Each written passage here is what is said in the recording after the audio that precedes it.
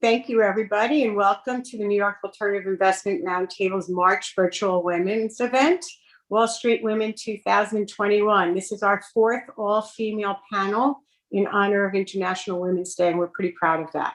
I'm Alessandra Tocco, president of the Roundtable, and we're glad you're able to join us this afternoon. I'd like to take a minute to thank the Roundtable sponsors. We are very thankful for their continued support.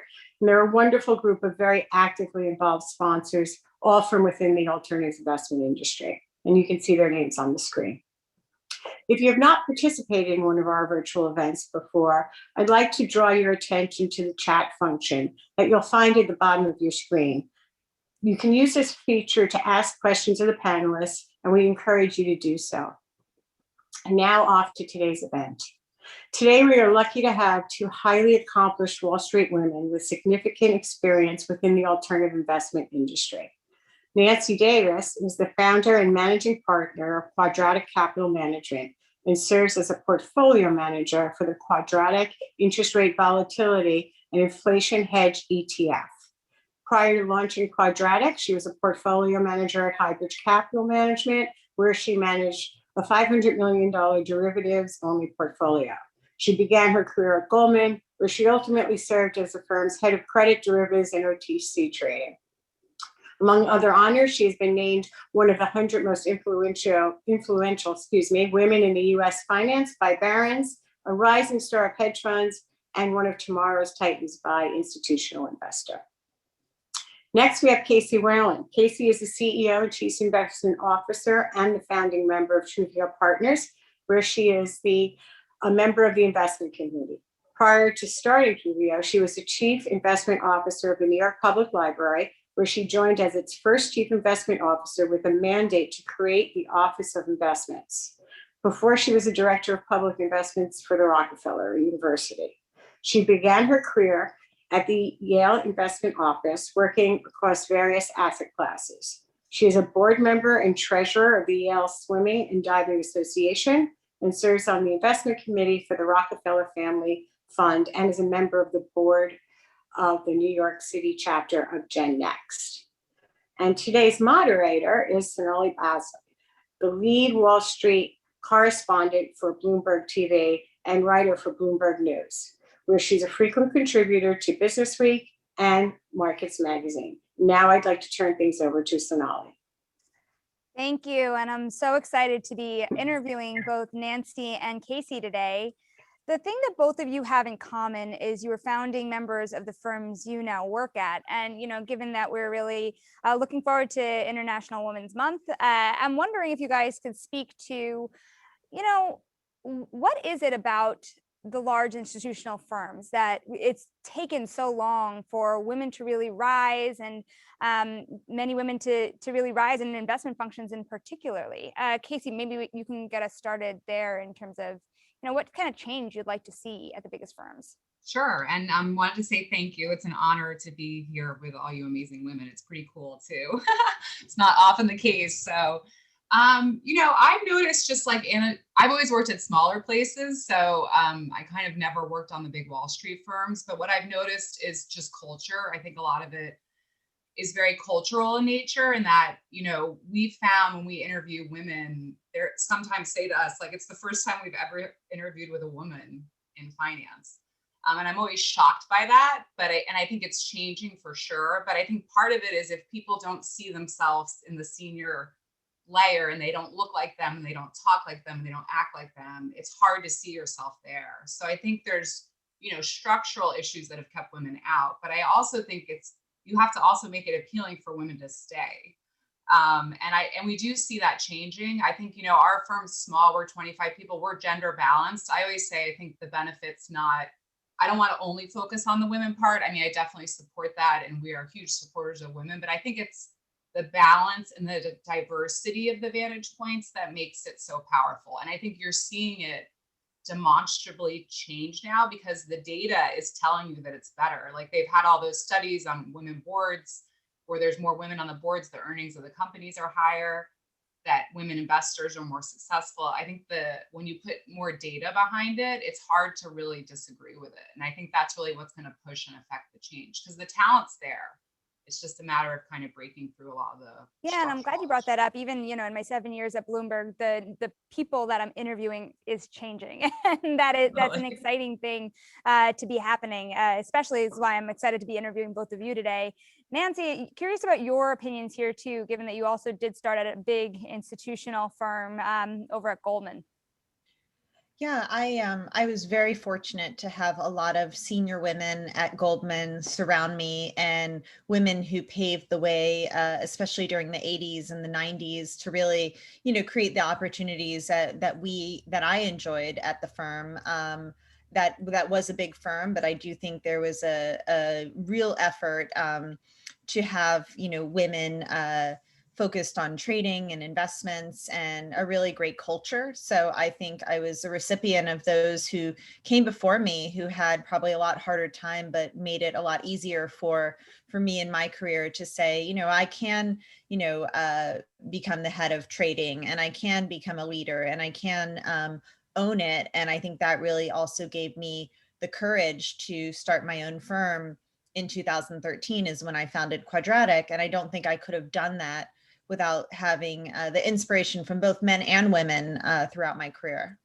Well, Nancy, what about any challenges you might have faced along the way as well? When I started on the beat and I tried to seek out more women in the industry, a lot of women didn't want to talk about that aspect of the job. They wanted to focus on the money, but now you have more people who are saying, wait, it's important to recognize that there aren't a lot of women around us, and hey, we need to do stuff about something about this. Are there ways that you've kind of paid it forward, and how did you overcome some challenges along the way? I mean, I think one thing about the pandemic, which is obviously a terrible thing for us all, but I think one positive is it probably will pave the way for more flexible schedule to allow people to not travel and be the road warriors that we used to be. So I feel like there are a lot of really positive things. I think with anything, it's always, it's being an optimist person. I think being optimistic all the time and looking at the bright side and looking at, yeah, everybody can nitpick and have a story of like some guy in the bar who did something bad, or somebody who said something to you. And I feel like you just have to be a duck and let it roll off of you and focus on the positive, and just really have always that positive mentality and try to look at the bright side for all the situations that, and just at the end of the day, you have to carry yourself with integrity and do the right thing. But also, I think you can't be too sensitive, because of course, along the way,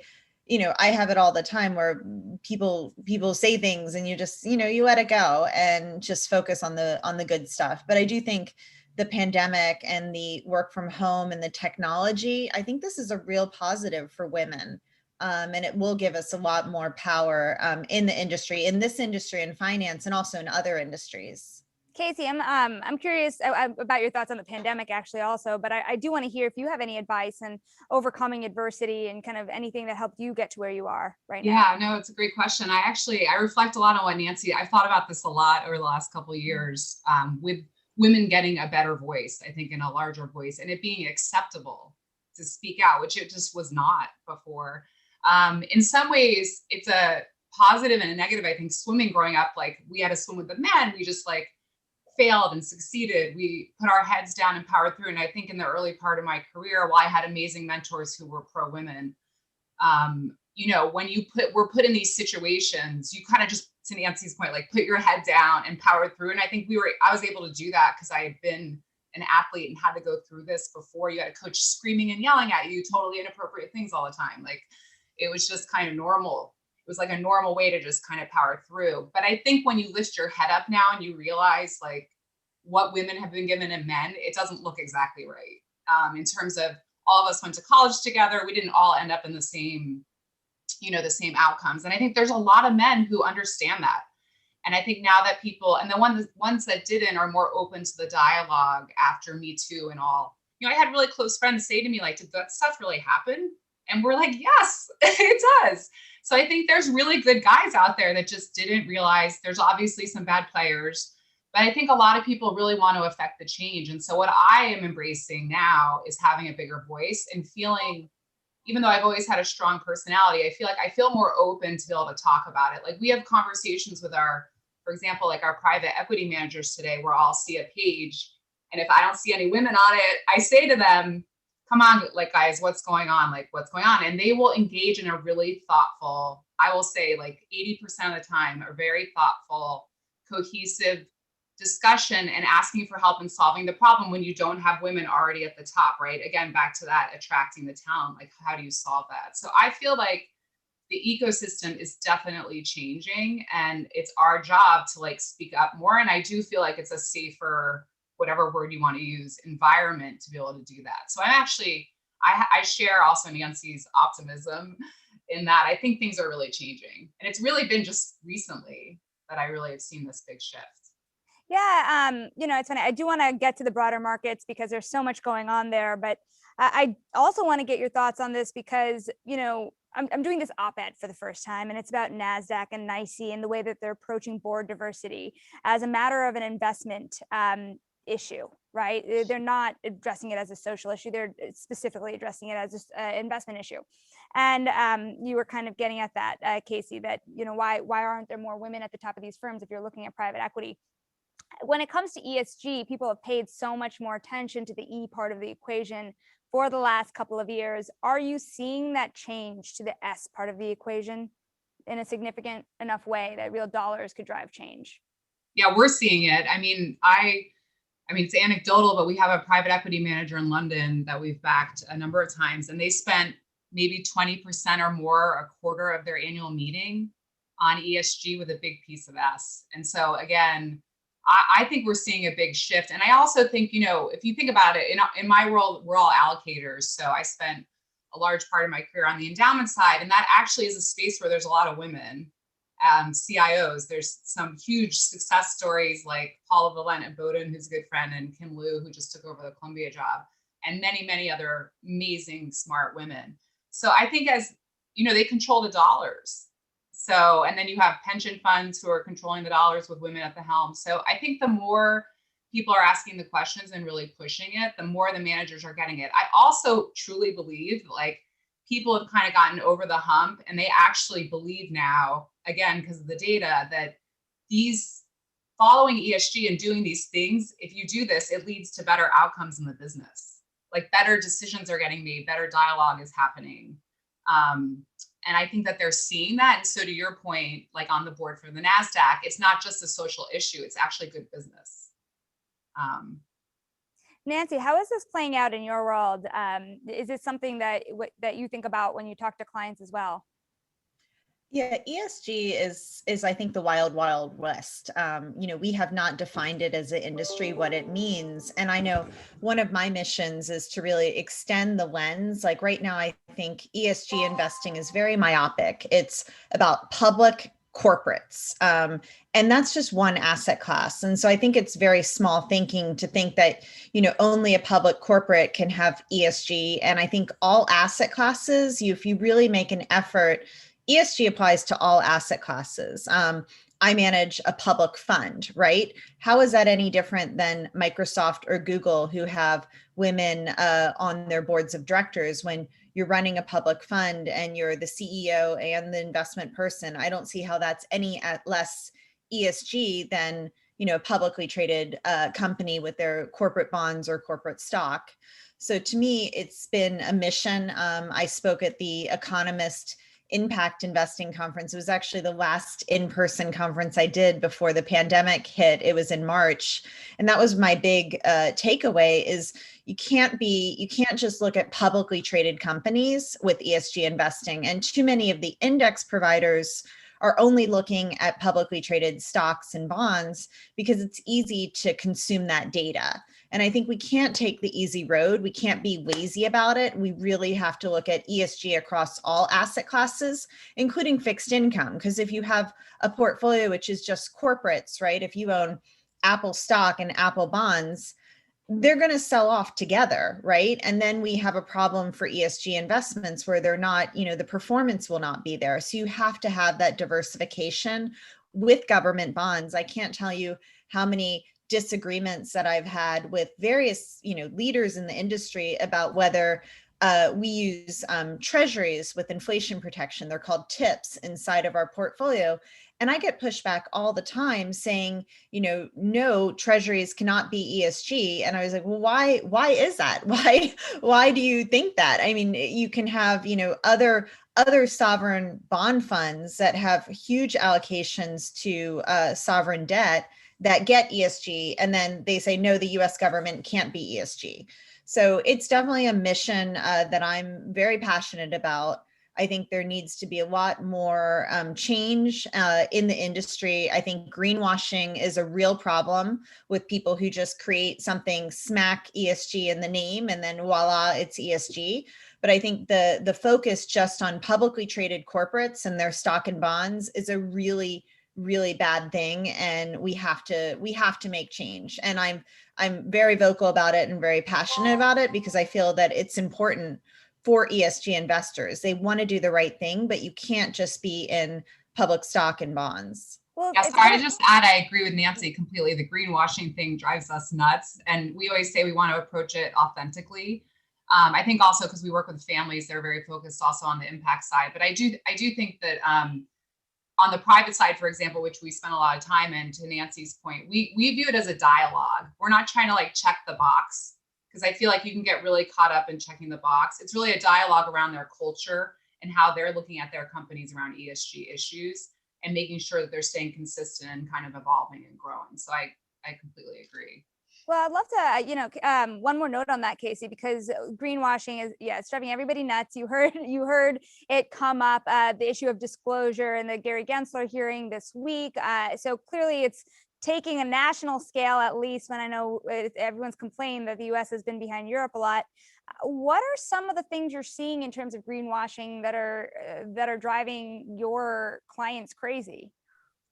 I mean, I think, listen, like, I view it like anything else and I don't mean to be like anti-Wall Street, but like whatever a product gets created, it's like, how can we market the product, right? And so I feel like it's just another way to market a product. And unfortunately, I think a lot of the bigger firms are in positions where they can very easily, create a impact fund, a ESG fund, put a label on it, and then get lots of dollars to flow into it. And I think what we're looking for is like, are you demonstrably changing things?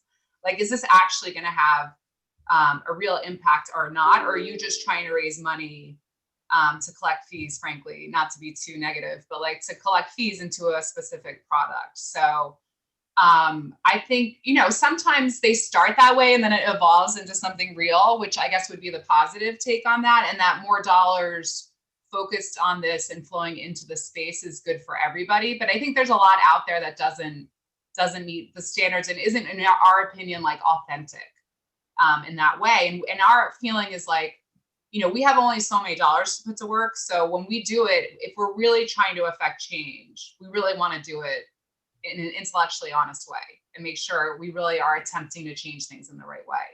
And I think there's some groups that are doing it really great and having a big impact, and then other groups where it's just kind of a label.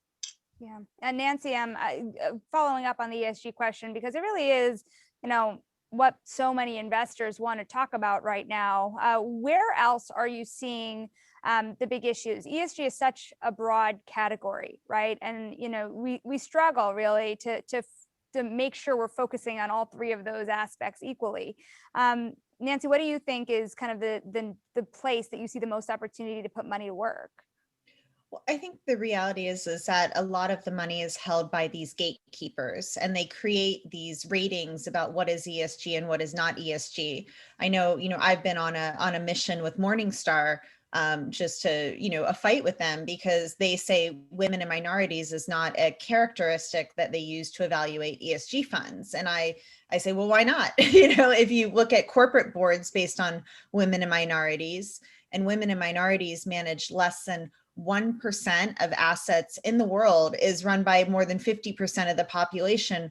Why is that not a criteria when you're evaluating ESG funds, in your screening process. So I definitely think it really starts with these gatekeepers, and they really need to embrace more on the MWB firms. They're only looking through to the underlying portfolios, and I think that's a really shallow way to be looking at it, because at the end of the day, if you have a large asset management firm who creates a passive index, stamps ESG on it, and their whole focus is looking at women and minorities who manage those companies, how is it any different to not have a public fund that's run by a woman, a portfolio manager who's woman, and you say, oh, we don't care about that. That's not something that's relevant. So I think it really starts with these gatekeepers and moving the needle and really forcing change to say, MWE firms should be a focus in your ESG screening. It can't just be on the underlying portfolio. It's just not right. Casey, how about you? Where else do you see the big opportunities for dollars to go? And do you share those frustrations? Yeah, I mean, we see in our space the way we're like allocators, so we do much more in allocating to managers and stuff. I would say it's mostly in the kind of venture capital and private markets where we're seeing, companies that can be started from scratch. And it's definitely hits upon definitely the E and the S more so, I would say, for sure. But we're seeing like a lot to do in that space. And honestly, it's also, I mean, back to like what lens you're really viewing it around is a lot of what some of the VC firms are already doing. You could like take half their portfolio and would be considered, impactful in some way in those areas. So we've tried to start having more dialogue too around, again, when we get to the impact piece, it gets even more, I think, specific to individuals about how they feel and what is important to them. And so we've been trying to take an approach, like slice through the portfolios and say, like, is this full on, ESG or impact? Is this mindful where they care about it, but maybe like only half the portfolio is there, and then where they just don't care about it at all? And so really forcing that. And again, for us, a lot of it is around just continuing to have the dialogue, which again, kind of like the women discussion is allowed now. Like you can talk about that. It's something that the managers, if they want to stay in business, I think have to engage upon. And so we're taking advantage of that and continuing to create the dialogue and show them that we care about these things. Our investors care about these things and they should care about them, which I think. Yeah, and I would love to even follow up on that too. And as we hold managers to account on this, more hot topics in markets. If you Google Nancy, something comes up to the effect of a warning from the woman who called the bubble. And so I figured that was a great thing to bring up. People are really worried right now about valuations and, where it goes from here and rates and whatnot. But, it just very generally, Nancy, are you worried about valuations now and where assets can go from here? Any particular, concerns about any contractions? Yeah, no, we are definitely seeing a asset bubble in the financial markets. And my real concern is hoping that the policymakers, both on the fiscal and the monetary side, can actually get the money that's in the banking system to the real economy. So I'm very concerned about, the more we have asset price inflation, the more of a wealth gap we get in this country. And so it's becoming really a have and have not situation. And I really do think the Fed is going to be more focused on creating lending, and the way that they create lending is having, the whole financial system borrows short-term, lends long-term. That's the way the banking system works. And so it's super important to get a healthy upward sloping yield curve to incentivize lenders to lend so we don't become Japan. If we just buy our own bonds all day long, especially long dated bonds, why would you take any risk? You're just going to sit on treasuries. So I really think I'm hopeful that the administration and the leaders, both on the monetary and fiscal side, and with Yellen in the Treasury, don't make the same policy mistakes that we had previously. And they really get focused on, it's not interest rates that matter, it's the level of interest rates. We need really, really low, loosey-goosey front-dated yields, and we need higher 10-year yields to get lenders to lend money. Like think about in the depths of the pandemic in March, if you wanted to get a mortgage, even though treasury rates were 30, 40 basis points for the 10-year, you couldn't even get a loan, right? Like let alone, pay anywhere near that level. So at some it's not long dated yields, it's front dated yields that we need lower. And we need 10-year yields actually higher, because that will help get the credit mechanism going. So my concern is definitely, we have there's no doubt about it. We have a financial asset class bubble, right? The question is whether that bubble is right to be there because we're looking forward and we're going to have real growth in the real economy, or whether we're just going to have another, decade lost and become Japan. And I'm concerned, but I'm optimistic too. I want to get Casey's answer on the bubble in a second, but I do have a follow-up with you, because I'm wondering, with this gap in lending, are you worried about it from an investment perspective, or are you worried about it as a person? Because I think a lot of people look at a lot of the economy and say, still many millions of people are still unemployed. It's a problem. It's a fiscal problem. It's solely a fiscal problem. As a banking reporter, we know that 30% of small businesses can't get a loan from their banks right now. And so, is it a personal issue, or is it a bigger issue for Wall Street? I think it's a bigger issue. It's not a personal issue.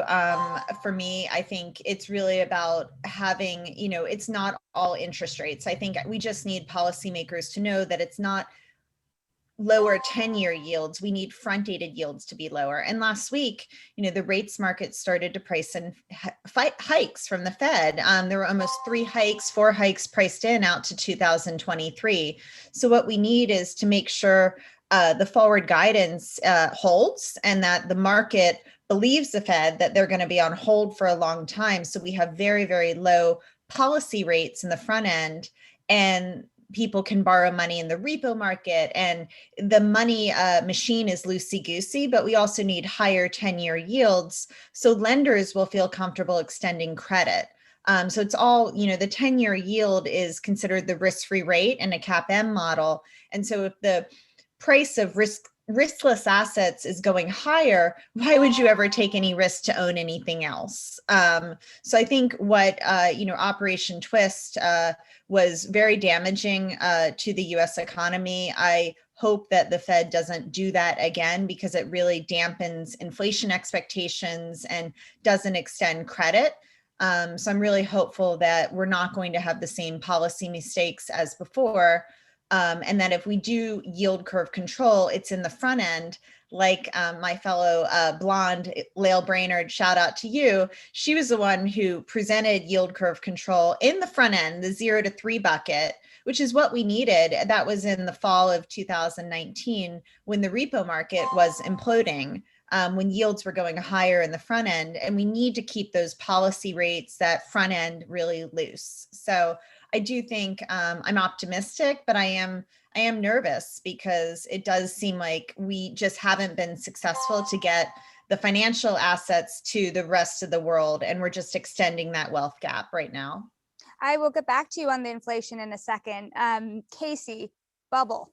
I know as you're allocating, are you worried about it? Because I was saying that we talk about this a lot internally. We thought at the beginning of last year, things were feeling frothy. Obviously, with low rates, I think a lot of the growth equity managers were justifying being able to discount back, valuations that were higher than what we've seen in other markets. And we're holding on to that. And as rates stay low, I think they'll kind of continue to do that to some degree, although there's a little valuation discipline that we're seeing kind of come back in.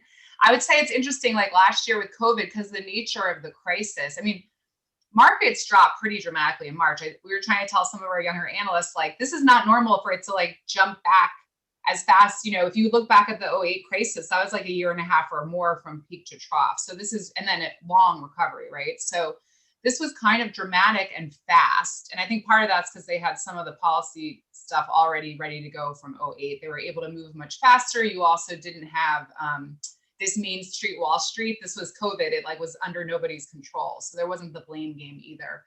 But I think when we look at that, what happened in those first the 3 weeks in March where everything kind of came down, normally I was raised that value, that's when the value stuff starts to work. And this value discipline really protects you. And I think this was different in that the companies that did well in a COVID environment and were strong fundamentally were tech and growth companies.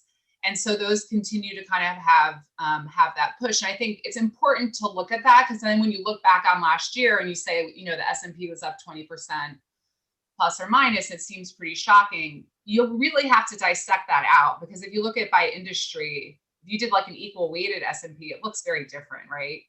And it really was driven by a lot of those growth and tech names. And what we always tell our clients is like, that is not the economy. Like these are, back to Nancy's point, like these are very different things that are going on. This gap in the economy, which has been made worse by COVID, is like not good. Well, I mean, to that point too, that's how the last several months played out. But you sit there today and a lot of people are still holding on to that idea of value, especially in the discrepancies we're seeing in the market now. So where do you stand? Do you still hold on to that belief in value, or do you say throw it away? And it's a great question. I mean, we really, the last 3 years, I would say we've worked really hard to balance our portfolios out across, we do equities, hedge funds, private equity, real assets, everything, but within the equities and hedge funds in particular, to really just be more balanced on growth. And we don't do momentum growth or any of that kind of stuff, but just, you know, being growth managers that focus on growth names and value. And what we're proud of is last year we had a great year, and it wasn't because we made a huge growth bet.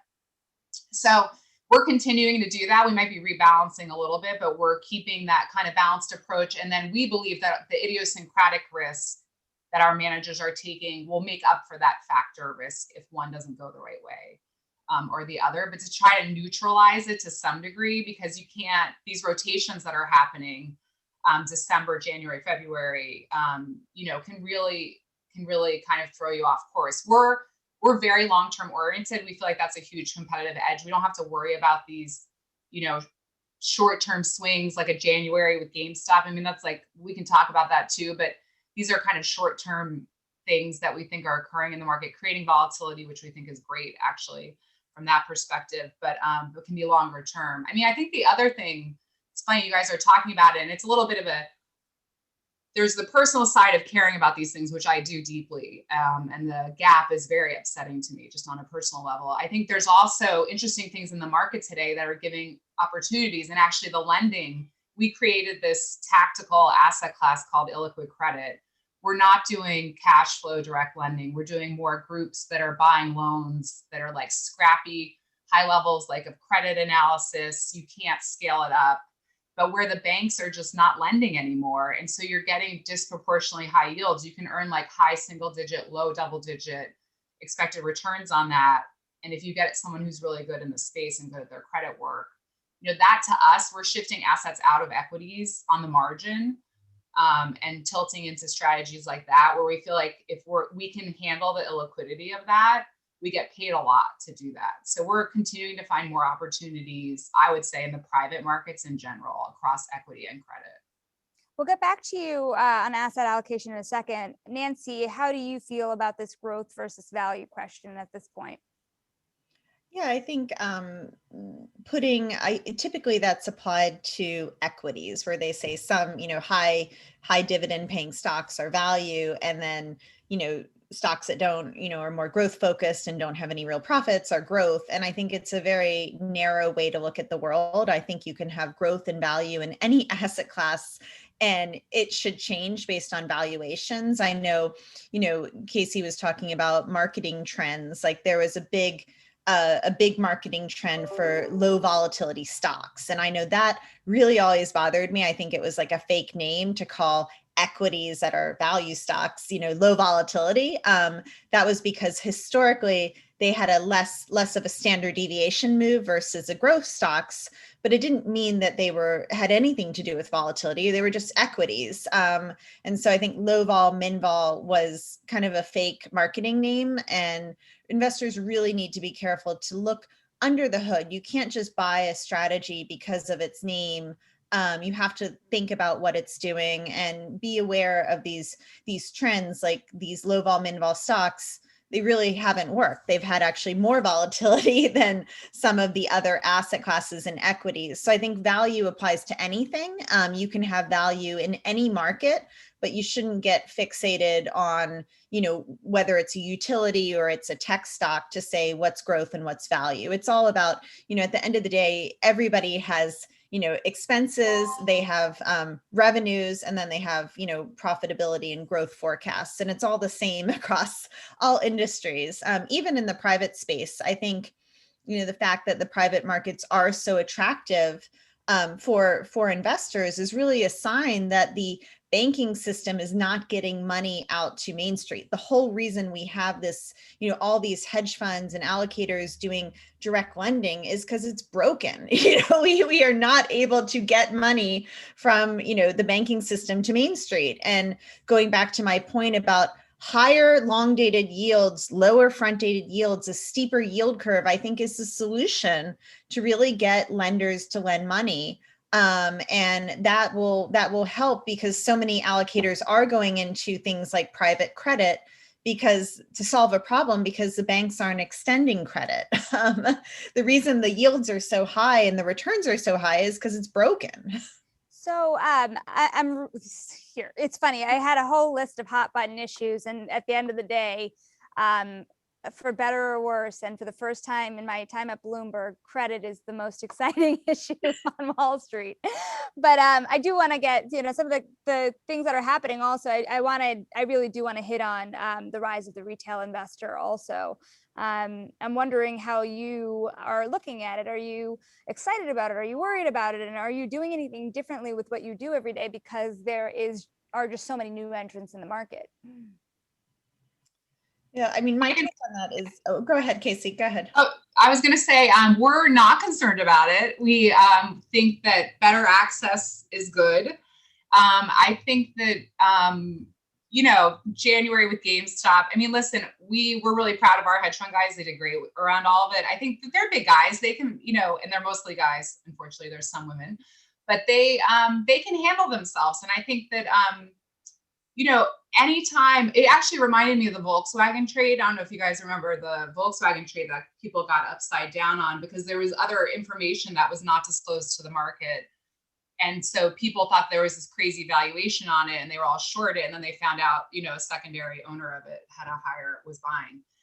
And, that's risk. That's taking risk. And I think that's why you hire these managers to be good at sizing risk metrics, looking at how much, we talk a lot with our managers about, do they pay attention to short interest and how high it is? And that's a risk factor when you have a stock that's heavily shorted, and you have to think about sizing that differently. A lot of our managers just stay away from that, or if they do it, they're very, very thoughtful about the sizing. So I think retail investors deserve a seat at the table. I think, there's always a balance between concern around, do they have enough information or not to be able to be doing it?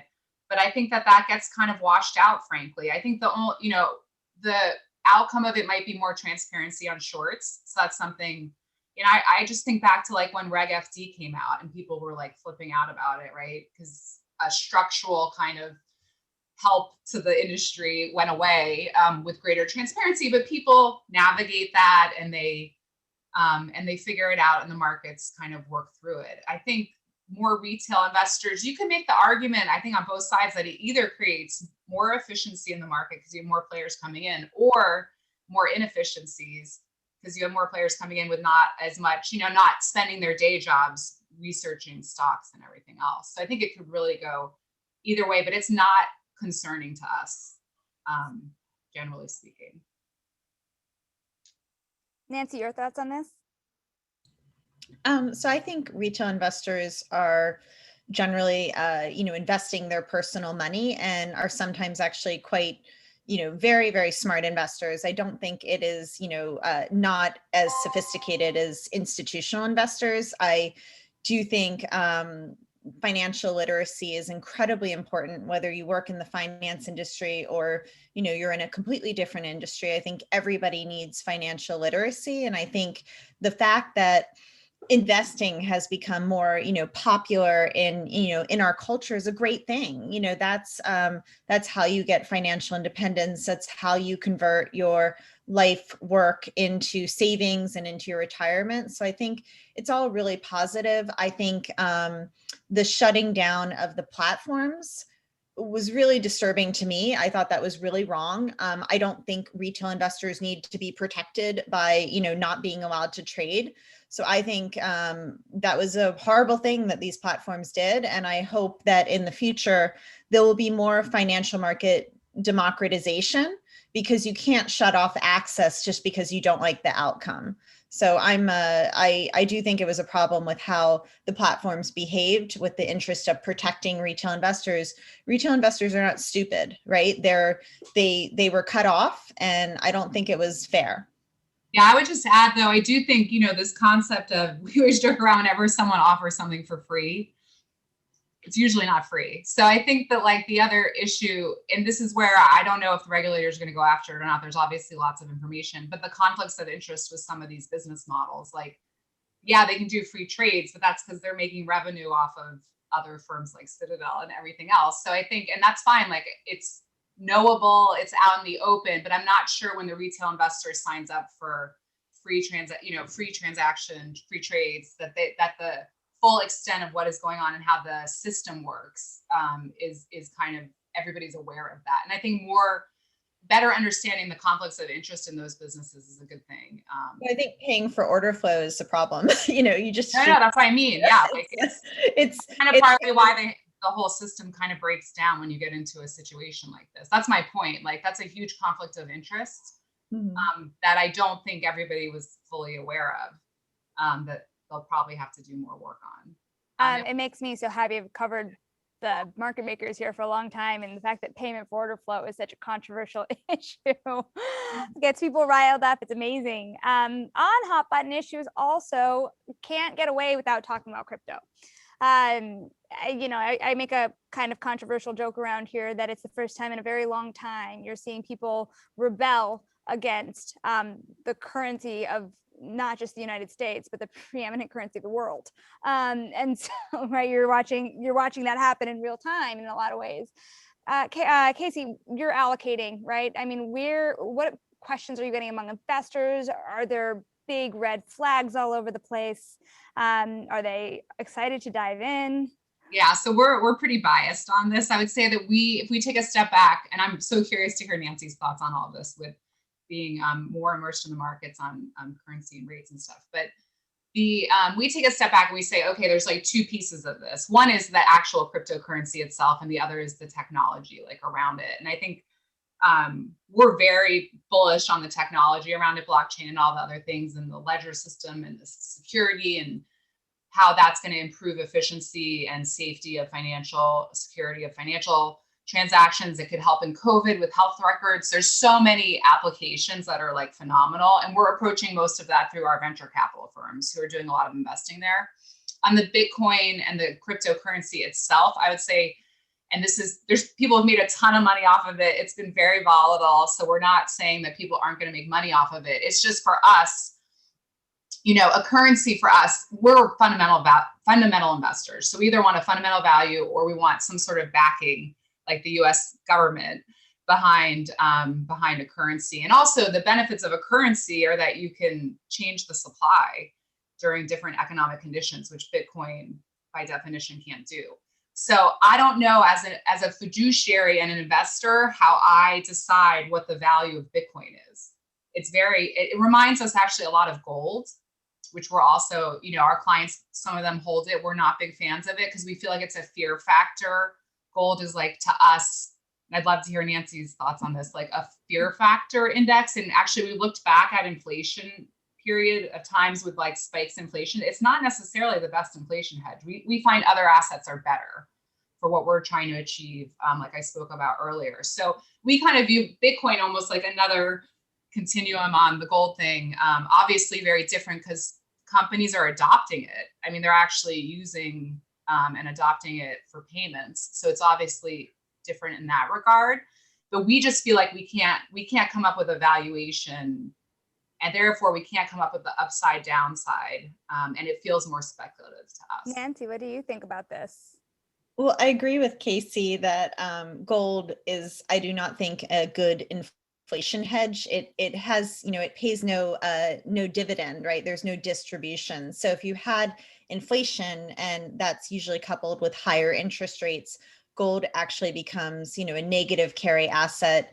It is negative carry today, And it becomes even more negative carry. So I do agree that gold is more of a psychology, fear trade, and definitely more of a currency bet than a safe haven. I don't really believe in the word safe haven for anything. I think all investing involves risk. Regarding cryptocurrencies, I don't personally invest in cryptocurrencies. My firm doesn't invest in cryptocurrencies. I don't really have a strong view. It does seem kind of weird to me that one cryptocurrency is, shooting to the moon and the others aren't. So to me, that, in any asset class, that usually is a bubble. But I think the technology makes a lot of sense. And big picture, I buy into the philosophy of not being burdened as a individual to be where you're born, right? If you are, especially in emerging markets, you can have hyperinflation situations where your life savings, your wealth is wiped away just because of policy mistakes from the central bank. So I do think big picture, I like the technology of having a payment system where you're not, if you're born in, Turkey, for instance, and Erdogan is a president and he's controlling the central bank, you're kind of a victim to be, who's in charge of who's the government and what the policy decisions are. So big picture, I do see it as democratizing financial markets. I don't know if that's necessarily a cryptocurrency, but a way of having payments that allow people to not be burdened by where they're born. I see it as democratization. I know we have about, little over 10, almost 15 minutes left. I want to try to open it up to questions for you both. I know that we have a chat coming in. Is there a chat room to grab these questions out of?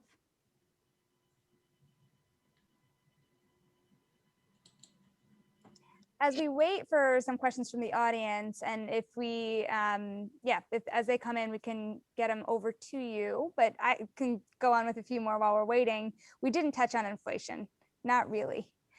And so Nancy, I'm wondering, what are your expectations here and any impact it might have on the broader stock market? I know the last week or so, we've seen a lot of concerns in terms of valuations, but right after this, I'm interviewing Scott Minerd, who believes that it's not a thing. Where do you stand in this debate? Well, I don't think it's a thing you should bet on. Let's put it that way. I think inflation is something that everybody should be concerned about. Just like, if you have a home or you rent an apartment and you have insurance in case there's a fire, you don't necessarily have that insurance because you think there isn't going to be a fire, you think there is a fire.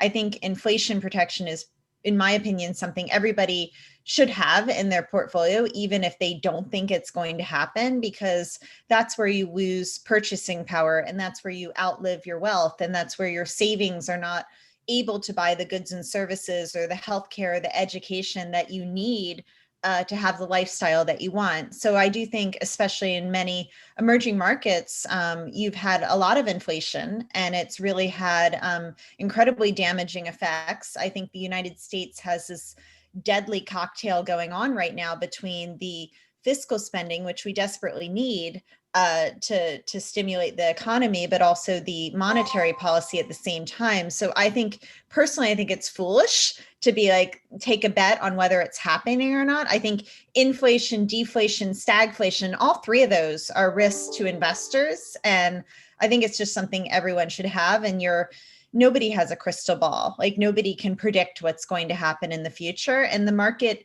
is giving it, you're able to buy inflation protection at relatively low, values, talking about, value versus growth. I see inflation protection as a pretty good value in today's market because most people are, it is groupthink where people are like, oh, it's not going to happen. It hasn't happened. We haven't had runaway inflation since the 70s.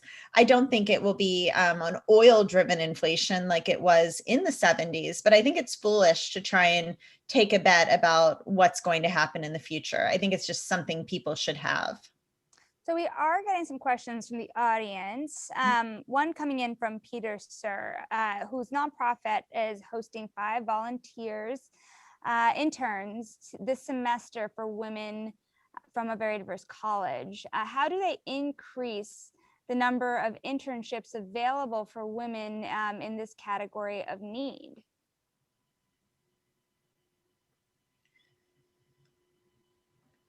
I can go. I mean, I think if I understand the question correctly, just in general, how can we increase internships for women? I mean, it has to come from the top, right? You have to kind of focus on allowing people in positions to really push it and I think you have to be deliberate and explicit about it. So, and really focus on it. And I think the bigger firms are figuring that out. I mean, I think we're seeing a big push for that. Also, I think the colleges can play an important part in that as well, because the colleges, especially the top tier colleges, are allowing these employers to come on campus and interview. And so I think putting pressure on them also to be more thoughtful around it. There's also other nonprofits like, Girls Who Invest and like all these other great groups that are trying to do the matching of it as well. Nancy, do you have any thoughts on this one? We have another question coming in as well. Yeah, no, generally, I think internships are a great thing for people, apprenticeships and learning, helping people figure out what they're interested in. Because I think, when you find something that you love to do and something that you would do in your free time, that's really where you have the best opportunity to make a career where you never work a day in your life because you love what you do. So I think giving people, whatever industry you're in, having internships to allow people to help, especially young people, figure out what they like doing and what they want to do. A lot of people it's so specialized now too. I feel like, kids start so young about being pigeonholed into, I'm going to do this field or that field. And I think having, that broad exposure to a lot of things. I mean, I'm a big advocate for liberal arts educations for undergrad, because then you don't get pigeonholed to be like, I'm going to be a, financial analyst from, age 18. I just don't think people can figure it out when they're that young. And internships is a way for people to actually see what's happening on a day-to-day basis and say, is that something, could I see myself there in 5 years, 10 years, 15 years, 20 years? So I think internships are incredibly important regardless of the industry. The next question coming in, talking about bubbles, is SPACs. How are you thinking about them? Are they an interesting opportunity to either of you? Yeah, so there's so much, but it was funny. We always attend this big hedge fund conference at the end of January in Florida. It was like one of the biggest topics. And obviously, if you look at last year's issuance, it's kind of off the charts. And now all these IPOs getting announced via SPAC. But we actually started doing work on SPACs 3 years ago, because we thought it was interesting, the rules that have changed around the structure, and actually had done like a SPAC only fund that was very successful. Unfortunately, the fund manager's main hedge fund shut down, and so they had to undo it. But so we find some of our event-driven managers are finding interesting opportunities just to go into the SPAC before the deal's announced. There's some, attributes of the SPAC that are interesting, and you can really, it's not that risky actually from that perspective. So you see a lot of arbitrage guys going into it.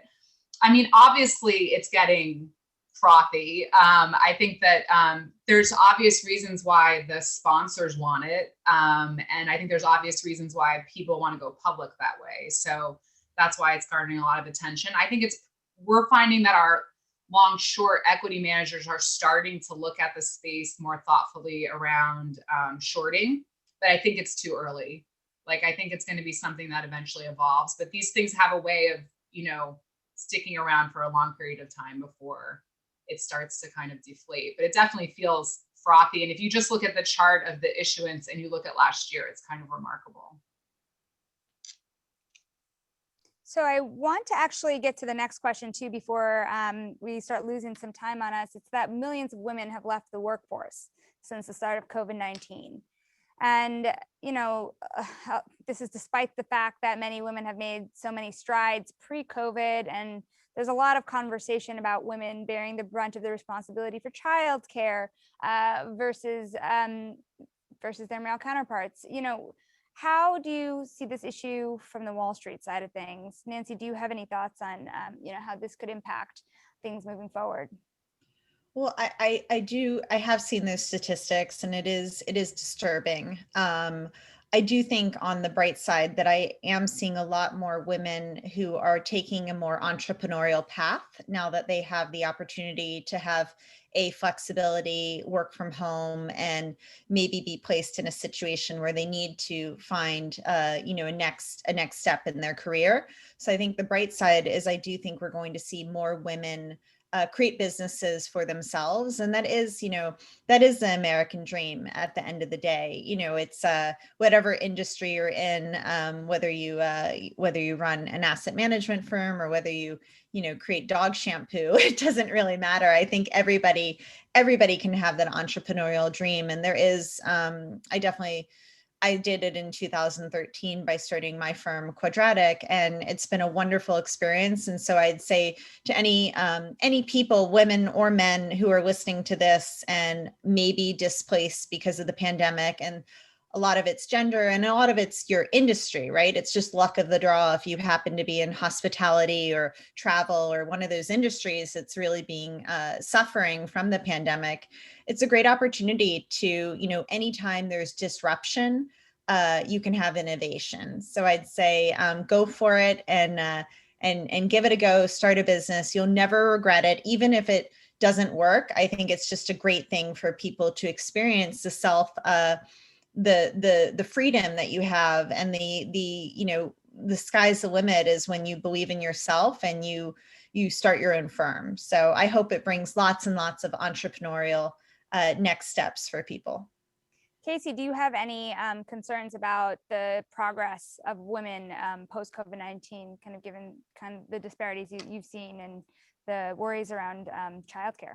Yeah, I mean, listen, those numbers are so upsetting to see them. I think it's a weird thing, though. In some ways, COVID happening, I think because of where we are right now with the kids, I was just telling some of the ladies earlier, I'm hosting 5, 10-year-old boys in a pod here. So life is definitely different.